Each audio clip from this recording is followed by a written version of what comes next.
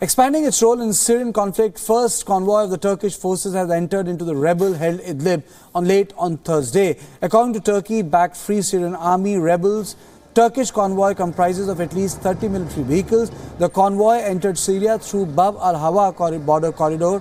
According to the witnesses, the Turkish forces headed to Sheikh Warkat, a hilltop that overlooks rebel-held area. The military vehicles were escorted by fighters from Tahrir al-Sham, an alliance of the jihadist group, including the former Al-Qaeda. The few days back, Tahrir al-Sham was this target of the Turkish military operation in Syrian Idlib, but the new development indicates that new dynamics at the play on ground. Turkey said it was carrying out the military operation in Idlib as part of Astana agreement it reached with Russia and Iran in September to enforce de-escalation zone.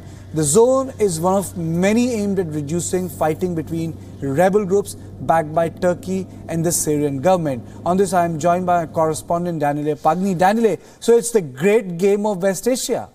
Definitely yes, and it's a worrying game because Turkey is saying that they are sending their troops within Syria in order to establish a de-escalation zone. But let's take a minute to understand what is the scenario. Where are these troops actually going? So these troops are going very close to the province of Idlib. Idlib is now a landlocked province where the group Tahrir al-Sham, which was formerly known as al-Nusra, which basically is the Al-Qaeda affiliated in Syria, has its headquarters. So Turkey will move the troop close to a territory controlled by former Al-Qaeda, and with Turkish troops there will be the troops of the so-called Free Syrian Army, which is a staunch enemy of this Tahrir al-Sham. So Turkey, in order to establish a ceasefire, is traveling along with troops who are absolutely willing to fight against Tahrir al-Sham.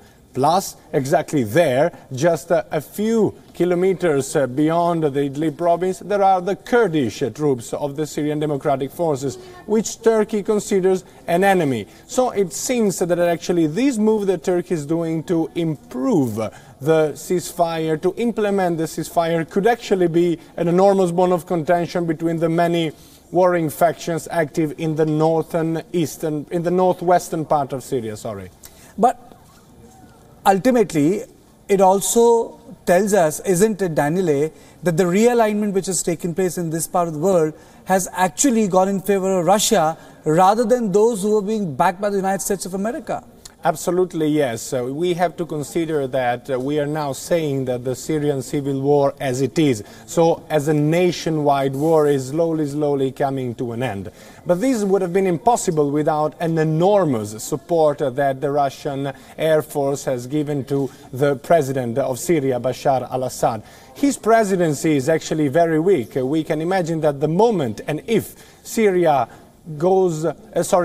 goes back to Moscow, the president will not be able to rule over the country. So yes, Syria was the chance that Russia had, and very cleverly used, to get back into the West Asian scenario. And thanks to Syria, Russia became now one of perhaps the most important players in West Asia and isolated the United States. The United States, yes, are fighting against the Islamic State in the northern part of Syria, but the real winner of all this Syrian war is really Russia, diplomatically, militarily, politically, and perhaps economically, because somehow the Syrian government will have to pay back Russia, either politically or giving them access to the resources, or we will see what kind of deal they will strike once and if peace will be implemented in Syria.